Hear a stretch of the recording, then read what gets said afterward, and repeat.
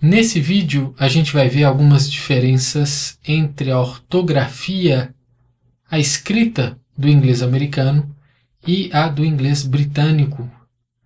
É importante o aluno saber para não ficar na dúvida ou achar que é erro. Vamos lá. Algumas palavras são terminadas em OR, OR em inglês americano, e em OUR, OUR em inglês britânico. E tirando a diferença da pronúncia do R no fim de palavras, nessas duas variantes do inglês, né, a pronúncia das duas terminações vai ser a mesma. Olha só. Favor, favor em português. Neighbor, que é vizinho. Color, que é cor. Labor, que é trabalho ou mão de obra em português. Flavor, que é sabor, gosto. E humor, que é humor. Outra diferença são algumas palavras que terminam com ER, ER, em inglês americano, e que terminam em RE, RE, em inglês britânico. Olha aí alguns exemplos. Center, que é centro em português. Kilometer, quilômetro em português. Uma coisa que não tem nada a ver com a terminação. Essa palavra tem duas opções de pronúncia, tá? Pode ser kilometer, como eu falei, com stress, ou seja, com a sílaba forte, a sílaba tônica, né, que em inglês é chamada de stress, na sílaba L, kilometer, que está aí sublinhada em vermelho. Kilometer. Ou kilometer, com a força na primeira sílaba, ki, que está aí sublinhada em azul. Kilometer. A variação é tanto em inglês americano quanto em inglês britânico, tá? Depois tem theater, que é teatro em português. Caliber, que é calibre em português. Liter, que é litro, unidade, né? Litro em português. E specter, que significa fantasma em português. Agora, atenção. Uma coisa que tem que ficar bem clara para o aluno aqui é a pronúncia da terminação RE do inglês britânico, porque todo brasileiro vai ler essas terminações como century, kilometry e por aí vai. Ou seja, o aluno vai ler como se fosse o que está escrito, que é RE, mas não é assim. Cuidado! A pronúncia aqui é irregular. É como se estivesse escrito ER, igual à ortografia do inglês americano. Nunca vai ser century, kilometry, theatre. Jamais. Vai ser sempre normal, como se a terminação fosse ER. A terminação RE é só na escrita, não na fala. Então a pronúncia dessas duas terminações aí é igual também.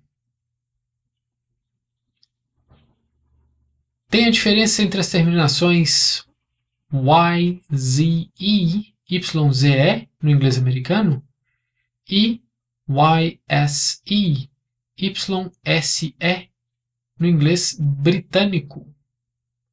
Outra vez, a pronúncia dessa terminação é a mesma, só muda a escrita. Olha os exemplos.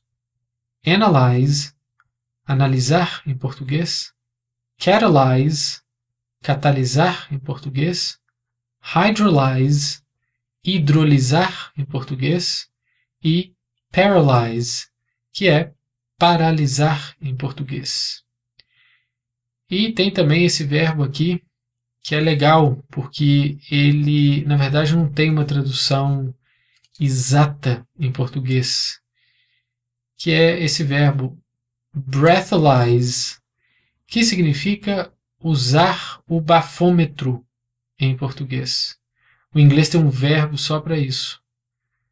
O nome do bafômetro, do objeto, é breathalyzer, com R no final. E que também varia de Z para S, né, seguindo o modelo do verbo. Breathalyzer. As terminações OGUE, OGUE e OG têm a mesma pronúncia, que é UG. Só muda a escrita. Olha lá. Catalog, que é catálogo em português. Dialogue, diálogo em português. Analog, que pode ser análogo ou analógico em português.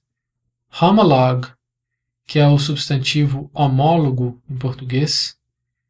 E epilogue, que significa epílogo em português, que é o epílogo é aquela parte no final de um livro que é a conclusão, né? Geralmente com um desfecho dos acontecimentos e tudo mais.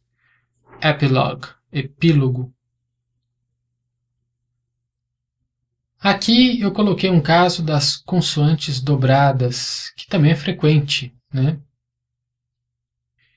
Que é o double L, o L duplo no inglês britânico. A pronúncia não muda nada, só a escrita.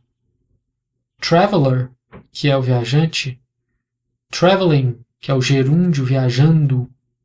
Cancelled, que é o passado particípio de cancel, cancelar. Modeling, que é modelagem. Counselor, que pode ser conselheiro, advogado, consultor, né? Depende. E labeled, que é o passado particípio, passado e passado particípio do verbo label, que significa etiquetar, rotular. Essas palavras aqui têm variações diferentes e a pronúncia muda em algumas delas também. Olha só. Program, pronúncia igual, só muda a escrita. Program. Programa em português. Airplane, em inglês americano, e aeroplane, em inglês britânico. A pronúncia aqui é diferente, hein? Airplane, aeroplane, que é avião em português. Depois tem mom, em inglês americano, que é um som mais de O, mom, e mum, em inglês britânico, que é um som mais de A, mum. As duas significam mamãe em português. Depois tem pajamas, mesma pronúncia, que é pijama em português, e while, que em inglês britânico fica whilst, que significa enquanto em português.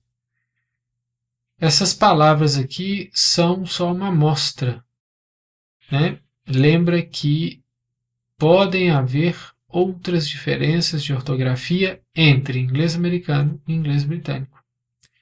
Então, usa sempre o dicionário para saber qual é qual. Um abraço e até a próxima.